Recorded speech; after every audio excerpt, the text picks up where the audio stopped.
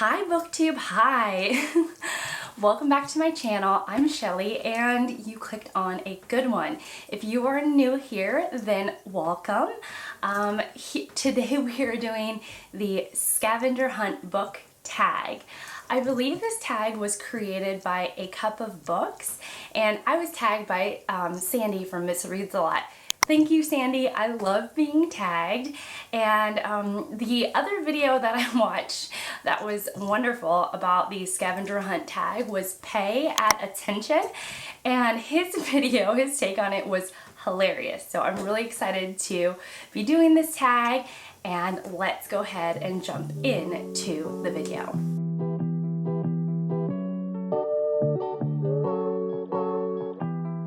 When I was looking at the original tag, I noticed that this was supposed to be a tag for nonfiction books. But I picked books that are both fiction and nonfiction, and there are 10 prompts. And the first prompt is a book about the weather. Okay, I have all my books here and they're scattered. Okay, so I picked A Dream of a Common Language by Adrienne Rich. Not the entire book is about the weather, but there is a poem about a group of women who were a team of hikers and a climbing team rather.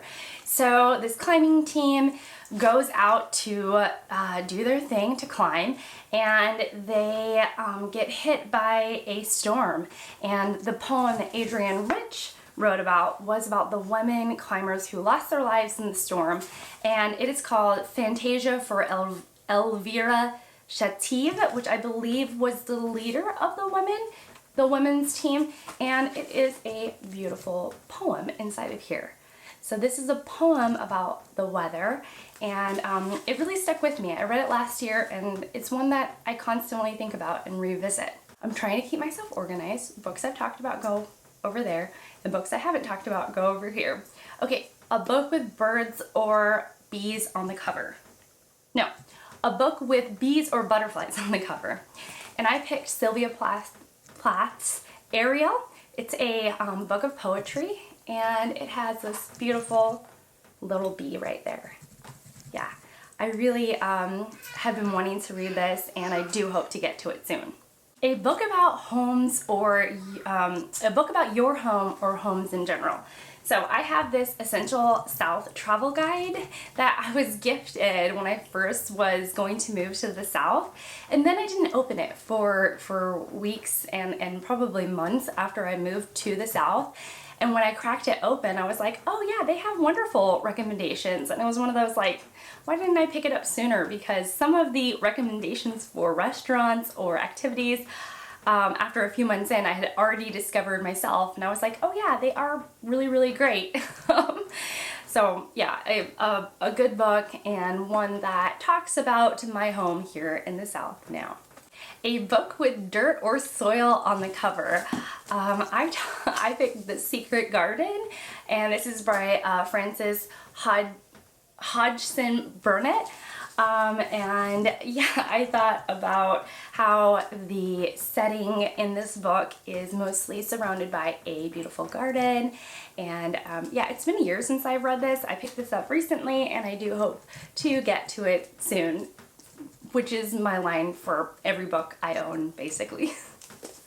A book with water on the cover. This one has to go to one of my favorite reads last year, and it was Ta-Nehisi Coates's The Water Dancer. My husband got this for me for Valentine's Day, I believe, and it was being compared a lot to the, what is it, Where the Crawdad Sings by Delia Owens. And a lot of the staff members that he was buying this from at a bookstore said that this one was much better. I don't really know why the books are compared to each other. This one is about the antebellum South. It follows the character of Hiram, who has the gift of memorization, and it's really a Southern historical fiction novel with elements of magical realism in it. So if that sounds good to you, this is a wonderful book, and I really did enjoy it. And yeah, I love that there is this beautiful water on the cover.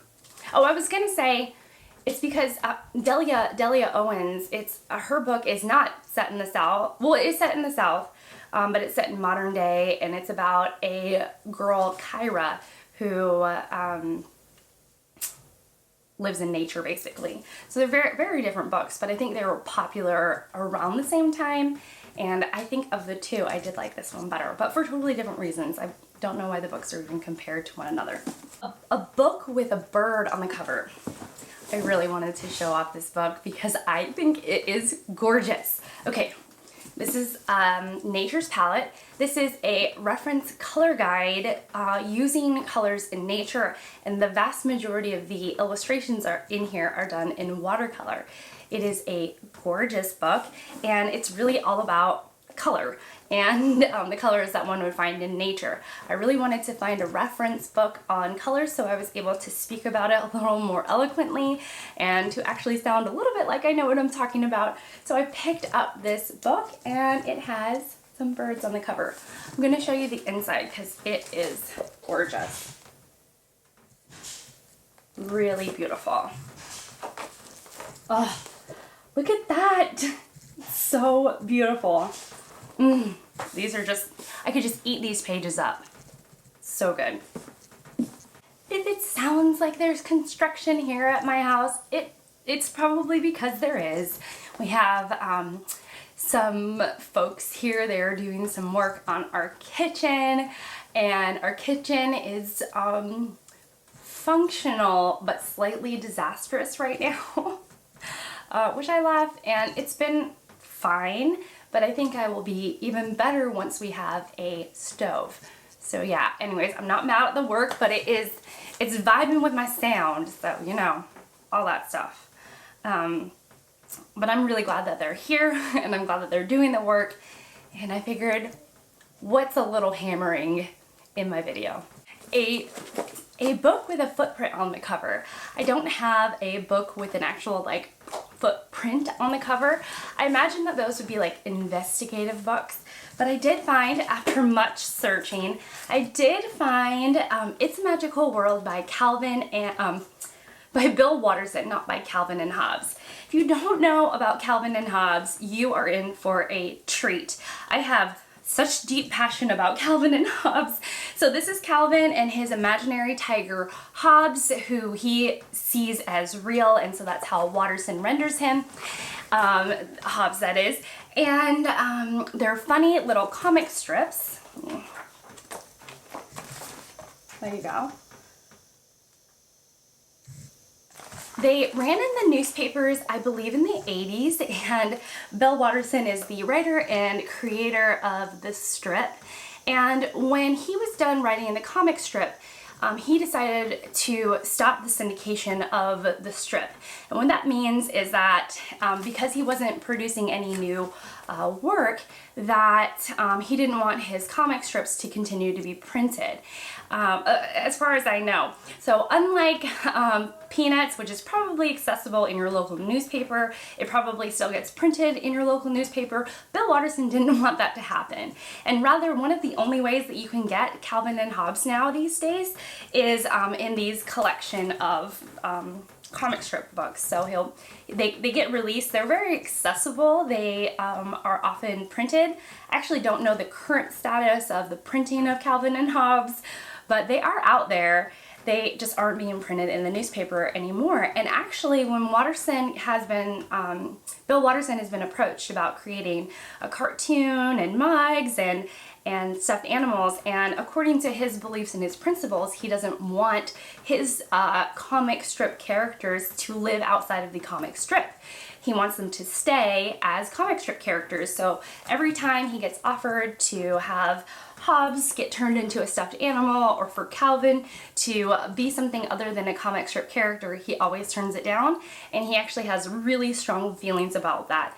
Anyways, I could really honestly talk about Watterson all day because he takes up a space in my brain that that I've given to him, and I'm okay with that.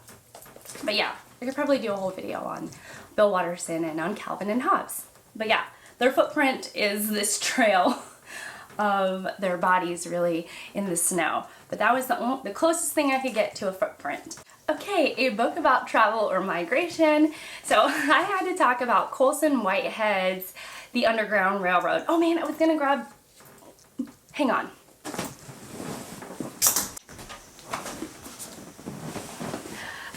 Okay, I wanted to talk about Colson Whitehead's The Underground Railroad alongside Sanctuary by William Faulkner. So the Underground Railroad is about the Underground Railroad with slavery in the South, and it follows the character. It follows one female character who is a slave trying to escape the South, and the elements of the Underground Railroad are very magical realistic. So here is actually I didn't realize it, but this book is set in this antebellum South that centers its story around a slave, and and has elements of magical realism, and all of that goes, it can be said about this book as well. The Underground Railroad actually gave me a sense of anxiety because of all of the horrible things that happened in this book. It was really a fast read, a difficult read, and some of the images that Whitehead created are fixed in my memory today. It was an experience, and I believe that it was written in order to give the reader a sense of anxiety about what it would be like to actually be on the Underground Railroad. So that's this book's a good one, an interesting one. It was a Pulitzer Prize winner of its year, and it really is a good read. However, as I was reading Faulkner's Sanctuary, I was immediately reminded of the Underground Railroad because of its sense of impending doom. Every time I pick it up, I feel like something really bad is going to happen, and the last time I had that feeling was in Colson Whitehead's The Underground Railroad.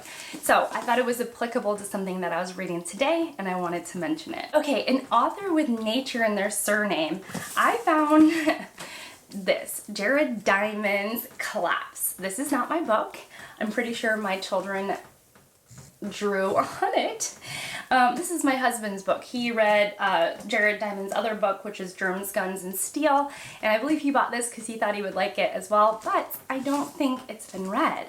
So if you've read this, can you let me know how it is? I am genuinely curious. Okay, the last one is a book with a prehistoric element on the cover, and that would go to James Gurney's Dinotopia. This is again, sort of a magical realist book where it combines humans and dinosaurs living in a world together. I don't know much about this book except for that it is an adult picture book.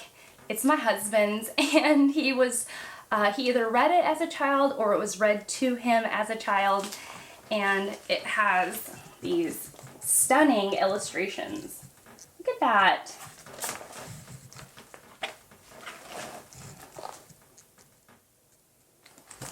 But yeah, it does have a prehistoric element on the cover. I was tempted to grab one of my kids' books, but I figured you all deserve a little bit more than that, and I thought I would actually grab something that might be of interest to you all. Okay, so that's it. I am gonna tag people. Okay, I'm gonna tag two channels that I have been really enjoying. One of them is Hannah's Books. Hannah, I'm not sure if you've done this tag, but I would be really interested in your answers. And I'm gonna tag David Wiley. Again, I'm not totally sure if you've done this tag. Don't shame me for not watching every single one of your videos. I'm working on it. But I would love to see those two booktubers and friends to do this tag. And it was a really fun one. So I hope you all enjoy, and I hope you have a wonderful day, and I will see you all in my next one. Bye guys!